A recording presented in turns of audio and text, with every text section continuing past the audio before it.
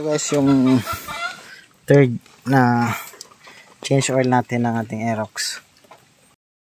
So ito guys, umpisan na natin ang ating pangatlong change oil sa ating Aerox 155.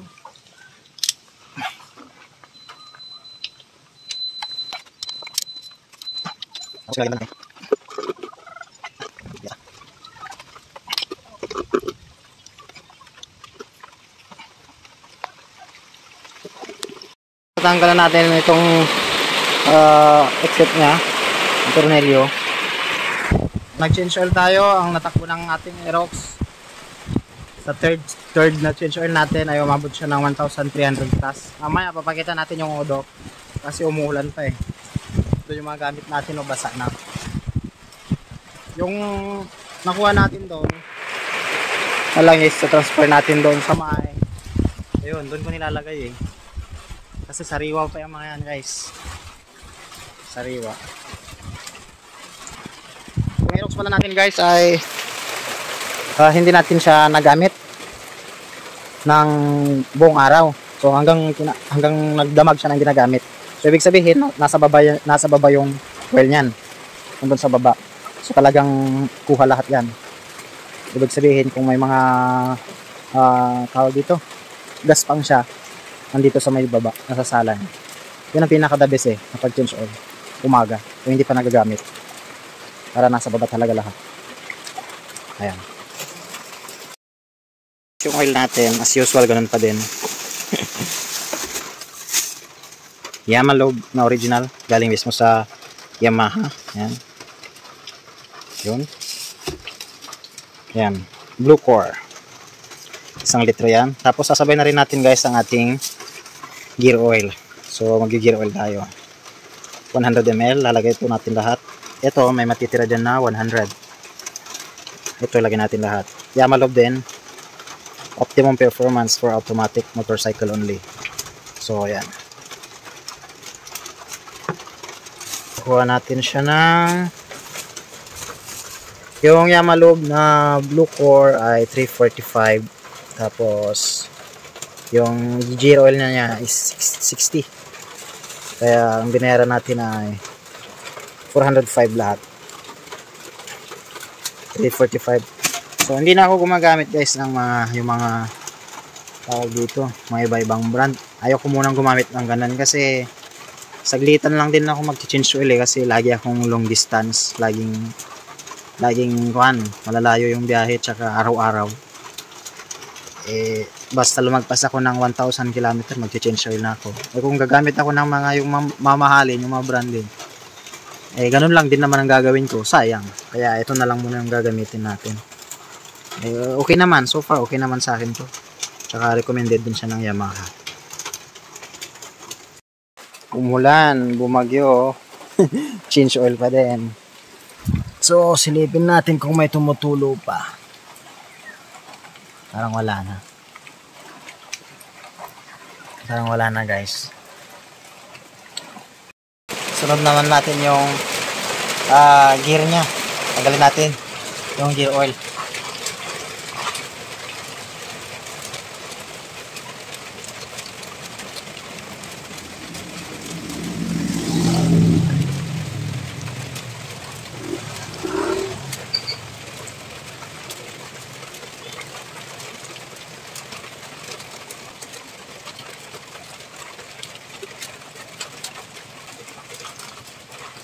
Nalis na natin yung gear oil nya. Tignan nyo, ang liit ng laman. Kasi 100 ml lang yun. Yan. Tumutulo. Oh. Ayan.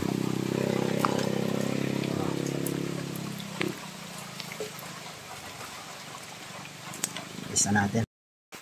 So, after natin na matanggal, ayan, lalagyan na natin.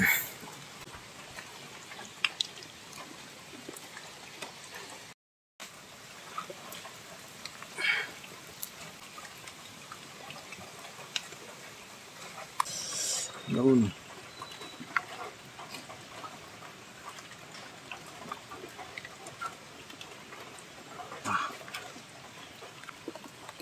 Tanggalin natin nasa gilid-gilid. Gaya ng dati, magtitira tayo ng 100 ml. So, 900 lang yung lalagay natin. So,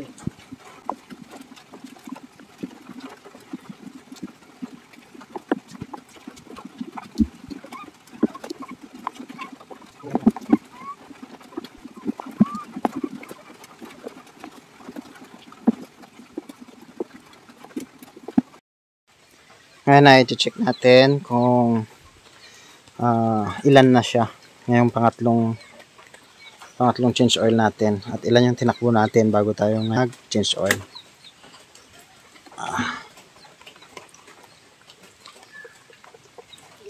Parang against the light.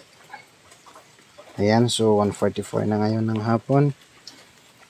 Ang ating average, average fuel economy ay 41.3 km per liter.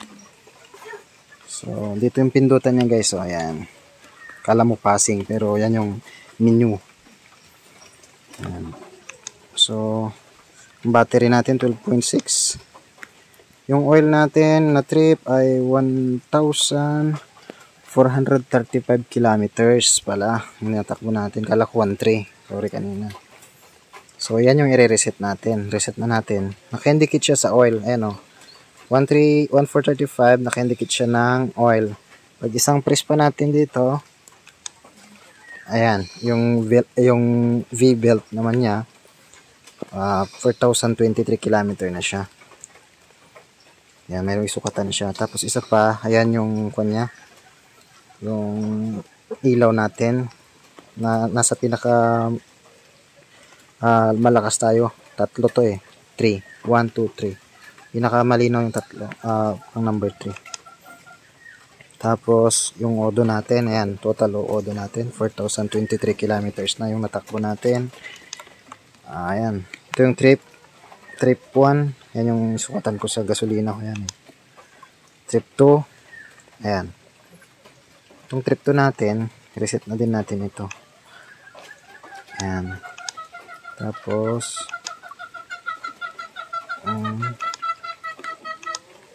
yan yung oil. I-reset natin yan. Long press lang natin dito guys. Long press.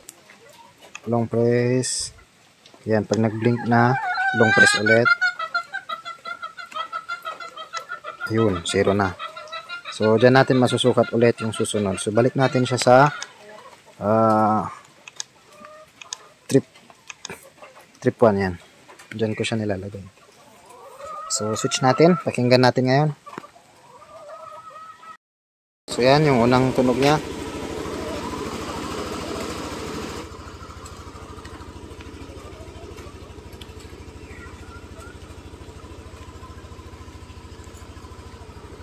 Yan yung unang tunog niya guys. Oh. Lambot.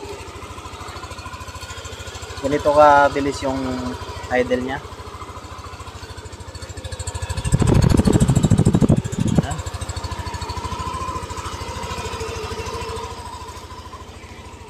So, ito, nasa idle siya ng 1,900, 2,000, 4,000, 6,000, 8,000 up to 10,000 RPM, revolution per minute. So, check natin, i-rev natin siya.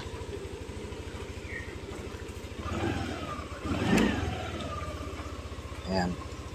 Yan yung, kapag naka-normal idle siya, una nasa 2,000 muna siya. Ayan, 2,000 din. Mag-go siya sa 1,900. Ganun din kapag ini-start siya guys. Una magto-2,000 siya, tapos a few seconds babalik siya sa 1,900, which is yun yung normal na idle po niya. So rev natin.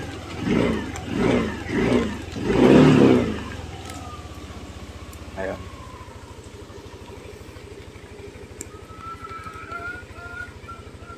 So yun lang guys, salamat sa lahat ng sumusubaybay, nanonood sa ating vlog, sa ating Aerox 155, sa ating pag-change oil, at marami pang iba ang vlog na gagawin natin sa ating Aerox 155, hindi lang sa pagbabiyahe, pati rin sa ating maintenance.